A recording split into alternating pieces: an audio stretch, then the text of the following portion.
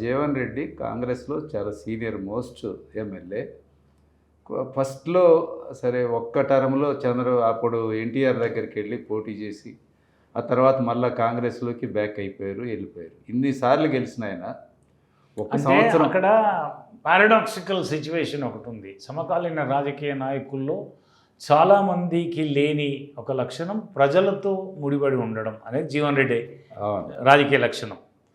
ఇవాళ పోలింగ్ జరిగి 3 రోజుల తర్వాత రిజల్ట్ వచ్చిన తెల్లారి ఆయన ఓడిపోతే కూడా మరుసటి రోజే అంటే 12 గంటల తర్వాత కూడా ప్రజలకు అందుబాటులో ఉండే నాయకుడు ఆయన.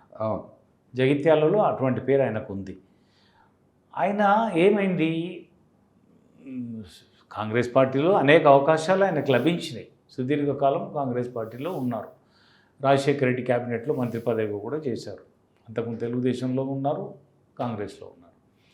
మరి ఇన్ని అవకాశాలు ఇచ్చిన తర్వాత వెళ్ళాడు అని కాంగ్రెస్ వాళ్ళు ఆయనను తప్పుపడుతూ ఉన్నారు.